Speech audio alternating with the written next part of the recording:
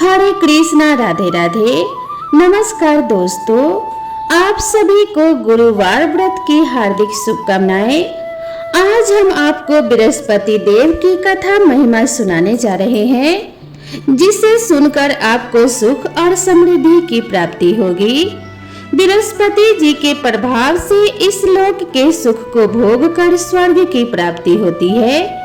बृहस्पति देव की कृपा आपके परिवार पर बनी रहे। बृहस्पति देव ऐसे ही हैं जैसे जिसके मन में कामनाएं हैं सभी को पूर्ण करते हैं। जो सद्भावना पूर्वक बृहस्पतिवार का व्रत करता एवं कथा पढ़ता है अथवा सुनता है और दूसरों को सुनाता है, बृहस्पति देव उसकी सभी मनोकामना को पूर्ण करते हैं। भगवान बृहस्पति देव उसकी सदैव रक्षा करते हैं। संसार में जो मनुष्य सद्भावना से भगवान जी का पूजन व व्रत सच्चे हृदय से करते हैं तो उनकी सभी मनोकामनाएं भगवान जी पूर्ण करते हैं। जैसे सच्ची भावना से रानी और राजा ने उनकी कथा का गुणगान किया तो उनकी सभी इच्छाएं बृहस्पति देव जी ने पूर्ण की थी। इसीलिए पूर्ण कथा जरूर सुनना चाहिए। हृदय से उनका मनन करते हुए जयकारा बोलना चाहिए।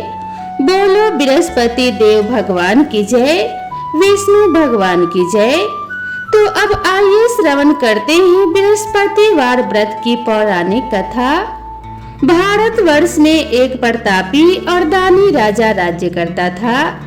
वह नित्य गरीबों और ब्राह्मणों की सहायता करता था, परंतु यह बात उसकी रानी को अच्छी नहीं लगती थी।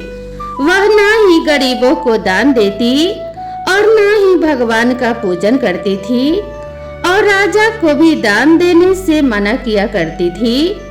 एक दिन राजा शिकार खेलने वन को गए हुए थे तो रानी महल में अकेली थी।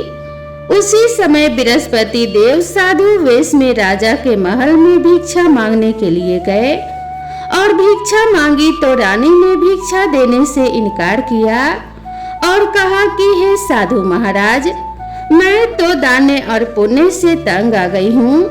मेरा पति सारा धन लुटाते रहता है। मेरी इच्छा है कि हमारा धन नष्ट हो जाए, फिर ना रहेगा बांस और ना बजेगी बांसुरी। साधु ने कहा, देवी तुम तो बड़ी विचित्र हो। धन और संतान तो सभी चाहते हैं, पुत्र और लक्ष्मी तो पापी के घर भी होने चाहिए। यदि तुम्हारे पास अधिक धन है तो भूखों को भोजन दो, प्यासों के लिए प्याऊ बनवाओ, मुसाफिरों के लिए धर्मशालाएं खुलवाओ। जो निर्धन अपनी कुंवारी कन्याओं का विवाह नहीं कर सकते उनका विवाह करा दो। ऐसे और कई काम हैं जिनके करने से तुम्हारा यश लोक परलोक में फैलेगा। परंतु रानी पर उपदेश का कोई प्रभाव ना पड़ा। वह बोली, महाराज आप मुझे कुछ ना समझाए। मैं ऐसा धन नहीं चाहती जो हर जगह बांटती फिरूं। साधु ने उत्तर दिया कि यदि तुम्हारी ऐसी ही इच्छा है तो तथास्तु। तुम ऐसा करना कि बृहस्पतिवार को घर लीपकर पीली मिट्टी से अपना सिर धोकर स्नान करना, भट्टी चढ़ाकर कपड़े धोना। ऐसा करने से आपका सारा धन नष्ट हो जाएगा। इतना कहकर वह साधु महाराज वहां से आलोप हो गए। साधु के अनुसार कई बातों को पूरा करते हुए रानी को केवल 3 बृहस्पतिवार ही बीते थे कि उसकी समस्त धन संपत्ति नष्ट हो गई। राजा और रानी भोजन के लिए तरसने लगे। तब एक दिन राजा ने रानी से कहा कि हे रानी, तुम यहीं पर रहो, मैं दूसरे देश को जाता हूँ, क्योंकि यहाँ पर मुझे सभी लोग जानते हैं। इसीलिए मैं कोई छोटा कार्य भी नहीं कर सकता। ऐसा कहकर राजा परदेश चला गया। वहां वह जंगल से लकड़ी काट कर लाता और उसे शहर में बेचता। इस तरह वह अपना जीवन व्यतीत करने लगा। इधर राजा के परदेश जाते ही रानी और दासी दुखी रहने लगी। एक बार जब रानी और दासी को 7 दिन तक बिना भोजन के रहना पड़ा तो रानी ने अपनी दासी से कहा कि हे दासी, पास ही के नगर में मेरी बहन रहती है, वह बड़ी धनवान है, तू उसके पास जा और कुछ मांग के ले आ, ताकि थोड़ी बहुत गुजर बसर हो जाए। दासी रानी की बहन के पास गई। उस दिन गुरुवार था और रानी की बहन उस समय बृहस्पतिवार व्रत की कथा सुन रही थी। दासी ने रानी की बहन को अपनी रानी का संदेश दिया, लेकिन रानी की बड़ी बहन ने कोई उत्तर नहीं दिया। जब दासी को रानी की बहन से कोई उत्तर नहीं मिला तो वह बहुत दुखी हुई और उसे क्रोध भी आया। दासी ने वापस आकर रानी को सारी बात बता दी। सुनकर रानी ने अपने भाग्य को कोसा।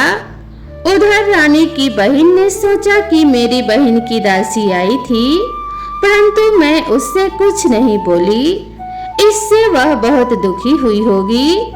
कथा सुनकर और पूजन समाप्त करके वह अपनी बहन के घर आई और कहने लगी कि हे बहन, मैं बृहस्पतिवार का व्रत कर रही थी, तुम्हारी दासी मेरे घर आई थी, परंतु जब तक कथा होती है तब तक ना तो उठते हैं और ना ही बोलते हैं, इसीलिए मैं नहीं बोली। कहो दासी क्यों गई थी? रानी बोली, बहन तुमसे क्या छिपाऊं, हमारे घर में खाने तक को अनाज नहीं था। ऐसा कहते कहते रानी की आंखें भर आई। उसने दासी समेत पिछले 7 दिनों से भूखे रहने तक की बात अपनी बहन को विस्तार पूर्वक सुना दी। रानी की बहन बोली, देखो बहन, भगवान बृहस्पति देव सबकी मनोकामना को पूर्ण करते हैं। देखो शायद तुम्हारे घर में अनाज रखा हो। पहले तो रानी को विश्वास नहीं हुआ, फिर बहन के आग्रह करने पर उसने अपने दासी को अंदर भेजा तो उसे सचमुच अनाज से भरा एक घड़ा मिल गया। यह देखकर दासी को बड़ी हैरानी हुई। दासी रानी से कहने लगी कि हे रानी, जब हमको भोजन नहीं मिलता तो हम व्रत ही तो करते हैं, इसीलिए क्यों ना इनसे व्रत की कथा और विधि पूछ ली जाए ताकि हम भी व्रत कर सकें। तब रानी ने अपनी बहन से बृहस्पतिवार व्रत के बारे में पूछा। उसकी बहन ने बताया, बृहस्पतिवार व्रत में चने की दाल और मुनक्का से विष्णु भगवान का केले की जड़ में पूजन करें तथा दीपक जलाएं, व्रत की कथा सुने और पीला ही भोजन करें, इससे बृहस्पति देव प्रसन्न होते हैं। व्रत और पूजन विधि बताकर रानी की बहन अपने घर को लौट गई। 7 दिन के बाद जब गुरुवार आया तो रानी और दासी ने व्रत रखा। गुड़साल में जाकर चना और गुड़ लेकर आई, फिर उससे केले की जड़ तथा विष्णु भगवान का पूजन किया।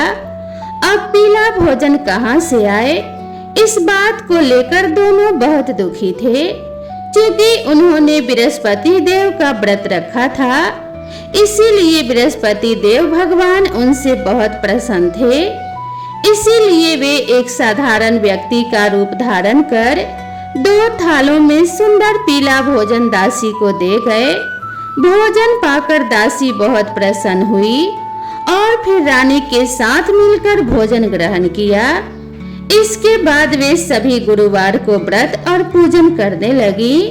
बृहस्पति देव भगवान की कृपा से उनके पास फिर से धन संपत्ति आ गई, परंतु रानी फिर से पहले की तरह आलस्य करने लगी।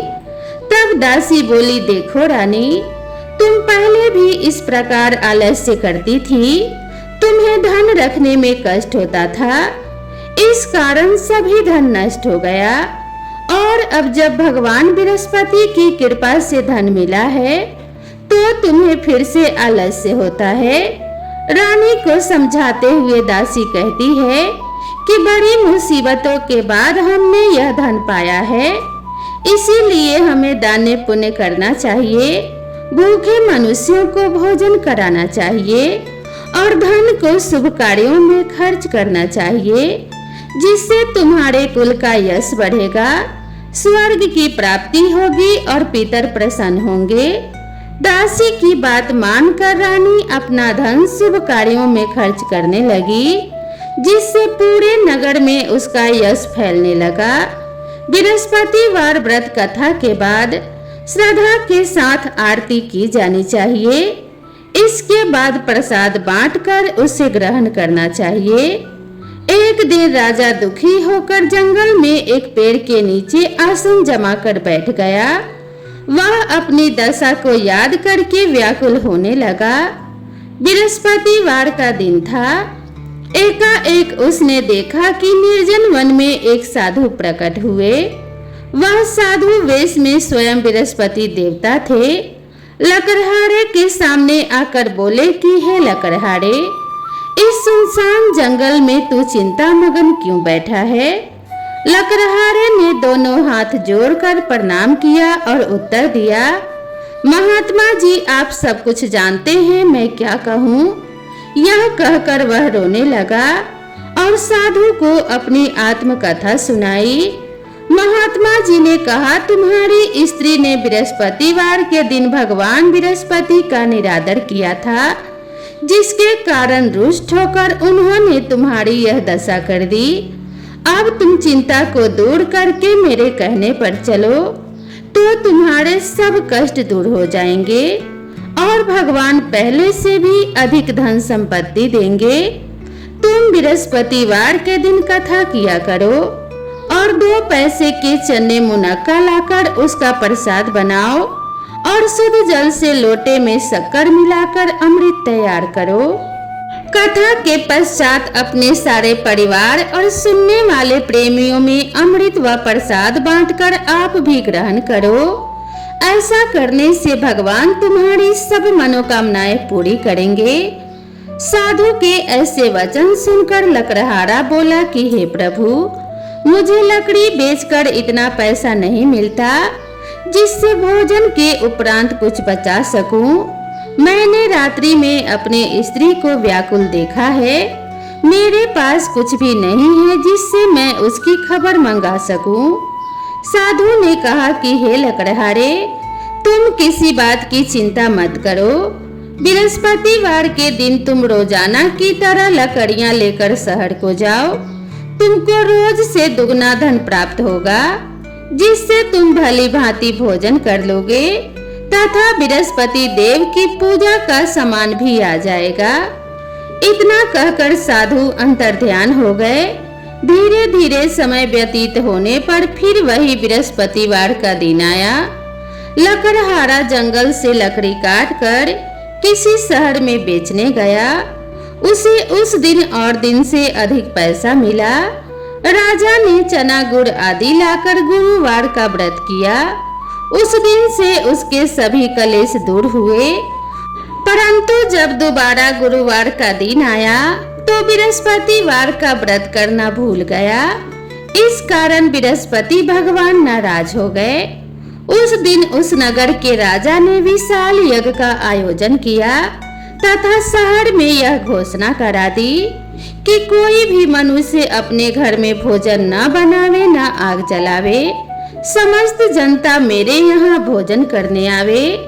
इस आज्ञा को जो न मानेगा उसे फांसी की सजा दी जाएगी।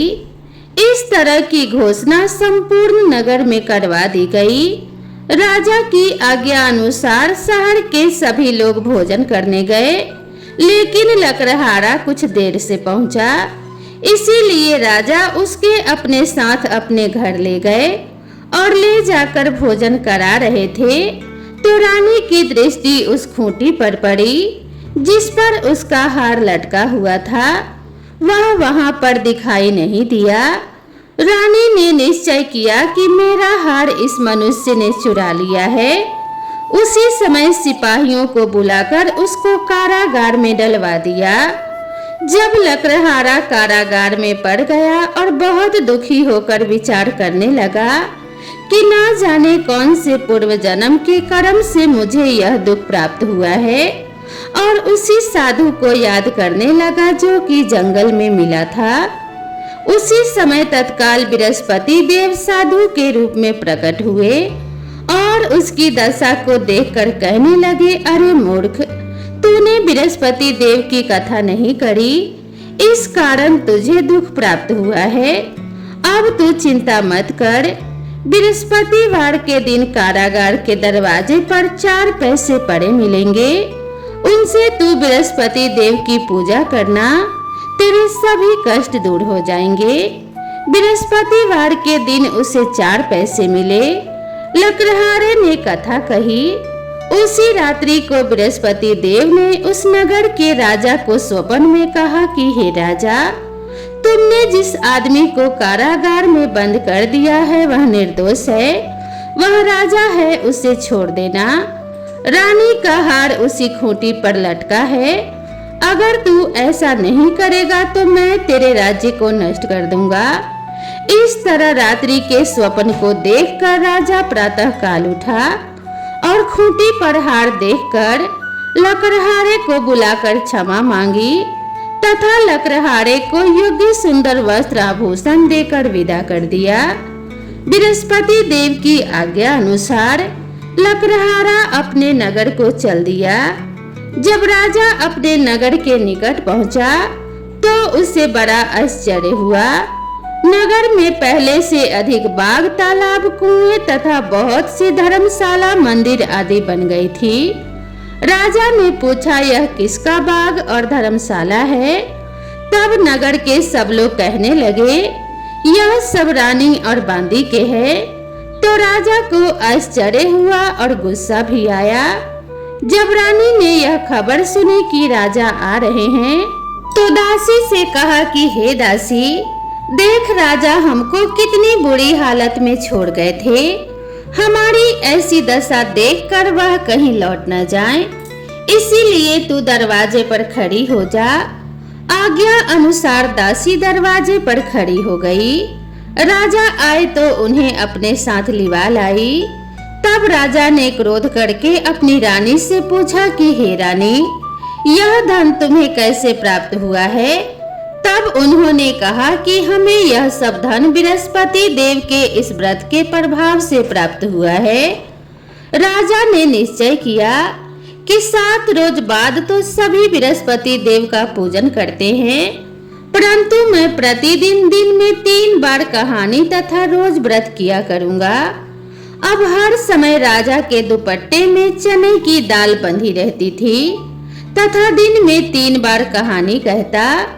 एक रोज राजा ने विचार किया कि चलो अपनी बहन के यहाँ हो आवें। इस तरह निश्चय कर राजा घोड़े पर सवार हो अपनी बहन के यहाँ को चलने लगा। मार्ग में उसने देखा कि कुछ आदमी एक मुर्दे को लिए जा रहे हैं। उन्हें रोककर राजा कहने लगा, अरे भाइयों, मेरी बृहस्पति देव की कथा सुन लो। वे बोले, लो हमारा तो आदमी मर गया है, इसको अपनी कथा की पड़ी है। परंतु कुछ आदमी बोले, अच्छा कहो, हम तुम्हारी कथा भी सुनेंगे। राजा ने दाल निकाली और जब कथा आधी हुई थी कि मुर्दा हिलने लग गया और जब कथा समाप्त हो गई तो राम राम करके मनुष्य उठकर खड़ा हो गया। आगे मार्ग में उसे एक किसान खेत में हल चलाता मिला। राजा ने उसे देखा और उससे बोले, अरे भैया, तुम मेरी बृहस्पतिवार की कथा सुन लो। किसान बोला, जब तक मैं तेरी कथा सुनूंगा तब तक 4 हरैया जोत लूंगा। जा अपनी कथा किसी और को सुनाना। इस तरह राजा आगे चलने लगा। राजा के हटते ही बैल पछाड़ खाकर गिर गए तथा किसान के पेट में बड़ी जोर का दर्द होने लगा। उसी समय उसकी माँ रोटी लेकर आई। उसने जब यह देखा तो अपने पुत्र से सब हाल पूछा और बेटे ने सभी हाल कह दिया। तो बुढ़िया दौड़ी दौड़ी उस घुड़सवार के पास गई और उससे बोली कि मैं तेरी कथा सुनूंगी, तू अपनी कथा मेरे खेत पर चलकर ही कहना। राजा ने बुढ़िया के खेत पर जाकर कथा कही, जिसको सुनते ही वह बैल उठकर खड़े हुए तथा किसान के पेट का दर्द भी बंद हो गया। राजा अपनी बहन के घर पहुंचा। बहन ने भाई की खूब मेहमानी की। दूसरे रोज प्रातः काल राजा जगा तो वह देखने लगा कि सभी लोग भोजन कर रहे हैं। राजा ने अपनी बहन से कहा कि हे बहन, ऐसा कोई मनुष्य है जिसने भोजन नहीं किया हो, मेरी बृहस्पतिवार की कथा सुन ले। बहन बोली कि हे भैया, यह देश ही ऐसा है कि पहले यहाँ लोग भोजन करते हैं, बाद में अन्य काम करते हैं। अगर कोई पड़ोस में हो तो दिखाऊं। वह ऐसा कहकर देखने चली गई, परंतु उसे कोई ऐसा व्यक्ति नहीं मिला जिसने भोजन ना किया हो। अतः वह एक कुम्हार के घर गई जिसका लड़का बीमार था। उसे मालूम हुआ कि उनके यहाँ 3 रोज से किसी ने भोजन नहीं किया है। रानी ने अपने भाई की कथा सुनने के लिए कुम्हार से कहा। वह तैयार हो गया। राजा ने जाकर बृहस्पतिवार की कथा कही, जिसको सुनकर उसका लड़का ठीक हो गया। अब तो राजा की प्रशंसा होने लगी। एक रोज राजा ने अपनी बहन से कहा कि हे बहन, हम अपने घर को जाएंगे, तुम भी तैयार हो जाओ। राजा की बहन ने अपनी सास से कहा। सास ने कहा कि हाँ चली जा, परंतु अपने लड़कों को मत ले जाना, क्योंकि तेरे भाई की कोई औलाद नहीं है। बहन ने कहा कि हे भैया, मैं तो चलूंगी, पर कोई बालक नहीं जाएगा। राजा बोला, जब कोई बालक नहीं चलेगा तब तुम ही क्या करोगी। बड़े दुखी मन से राजा अपने नगर को लौट आया। राजा ने अपने रानी से कहा कि हम निर्वंशी हैं, हमारा मुंह देखने का धर्म नहीं है और कुछ भोजन आदि नहीं किया। रानी बोली कि हे प्रभु, बृहस्पति देव ने हमें सब कुछ दिया है, वह हमें औलाद अवश्य देंगे। उसी रात को बृहस्पति देव ने राजा से स्वप्न में कहा कि हे राजा, उठ, सभी सोच को त्याग दे, तेरी रानी गर्भ से है। राजा को यह बात सुनकर बड़ी खुशी हुई। 9वें महीने में उसके गर्भ से एक सुंदर पुत्र पैदा हुआ। तब राजा बोला कि हे रानी, स्त्री बिना भोजन के रह सकती है, पर बिना कहे नहीं रह सकती। जब मेरी बहन आवे तब तुम उससे कुछ मत कहना। रानी ने सुनकर हाँ कर दिया। जब राजा की बहन ने यह शुभ समाचार सुना तो वह बहुत खुश हुई तथा बधाई लेकर अपने भाई के यहाँ आई। तभी रानी ने कहा कि घोड़ा चढ़कर तो नहीं आई, गधा चढ़ी आई। राजा की बहन बोली, भाभी, मैं इस प्रकार न कहती तो तुम्हें औलाद कैसे मिलती। बृहस्पति देव ऐसे ही हैं, जैसी जिसके मन में कामनाएं हैं सभी को पूर्ण करते हैं। जो सद्भावना पूर्वक बृहस्पतिवार का व्रत करता है एवं कथा पढ़ता है अथवा सुनता है, दूसरों को सुनाता है, बृहस्पति देव उसकी सभी मनोकामना पूर्ण करते हैं। भगवान बृहस्पति देव उसकी सदैव रक्षा करते हैं। संसार में जो मनुष्य सद्भावना से भगवान जी का पूजन व व्रत सच्चे हृदय से करते हैं तो उनकी सभी मनोकामनाएं भगवान जी पूर्ण करते हैं। जैसे सच्ची भावना से राजा और रानी ने उनकी कथा का गुणगान किया तो उनकी सभी इच्छाएं बृहस्पति देव जी ने पूर्ण की थी। इसीलिए पूरी कथा सुनने के बाद प्रसाद लेकर जाना चाहिए। हृदय से उनका मनन करते हुए जयकारा बोलना चाहिए। बोलो बृहस्पति देव की जय, भगवान विष्णु की जय। अब आइए श्रवण करते हैं बृहस्पतिवार व्रत की दूसरी कथा। प्राचीन काल में एक ब्राह्मण रहता था। वह बहुत निर्धन था। उसकी कोई संतान नहीं थी। उसकी स्त्री बहुत मलिनता के साथ रहती थी। वह स्नान न करती, न किसी देवता का पूजन करती। इससे ब्राह्मण देवता बड़े दुखी थे बेचारे। बहुत कुछ कहते थे किंतु उसका कुछ परिणाम न निकला। भगवान की कृपा से ब्राह्मण की स्त्री को कन्या रूपी रत्न पैदा हुई। कन्या बड़ी होने पर प्रातः स्नान करके विष्णु भगवान का जाप व बृहस्पतिवार का व्रत करने लगी। अपने पूजा पाठ को समाप्त करके विद्यालय जाती तो तो अपने मुट्ठी में जौ भर के ले जाती और पाठशाला के मार्ग में डालती जाती। तब ये जौ स्वर्ण के हो जाते। लौटते समय उनको बीन कर घर ले आती थी। एक दिन वह बालिका सूप में से उस सोने के जौ को फटक कर साफ कर रही थी कि उसके पिता ने देख लिया और कहा कि हे बेटी, सोने के जौ के लिए सोने का सूप होना चाहिए। दूसरे दिन बृहस्पतिवार का दिन था। इस कन्या ने व्रत रखा और बृहस्पति देव से प्रार्थना करके कहा, मैंने आपकी पूजा सच्चे मन से की हो तो मेरे लिए सोने का सूप दे दो। बृहस्पति देव ने उसकी प्रार्थना स्वीकार कर ली। रोजाना की तरह वह कन्या जौ फैलाती हुई जाने लगी। जब लौट कर जौ बीन रही थी तो बृहस्पति देव की कृपा से उसे सोने का सूप मिला। उसे वह घर ले आई और उसमें जौ साफ करने लगी, परंतु उसकी माँ का वही ढंग रहा। एक दिन की बात है कि वह कन्या सोने के सूप में जौ साफ कर रही थी। उस समय उस शहर का राजपुत्र वहां से होकर निकला।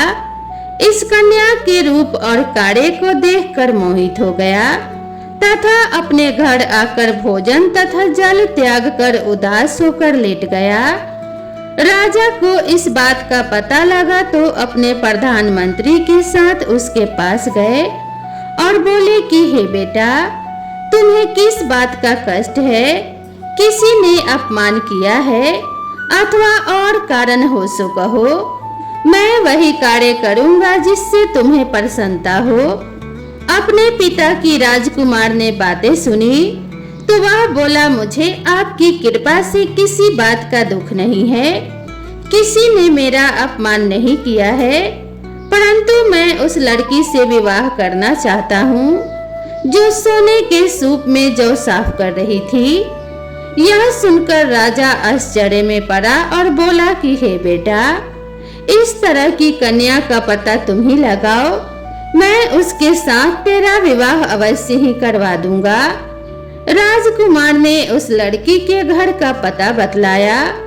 तब मंत्री उस लड़की के घर गए और ब्राह्मण देवता को सभी हाल बतलाया।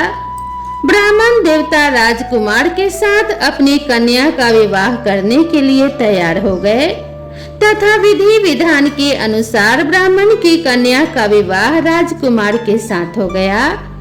कन्या के घर से जाते ही पहले की भांति उस ब्राह्मण देवता के घर में गरीबी का निवास हो गया।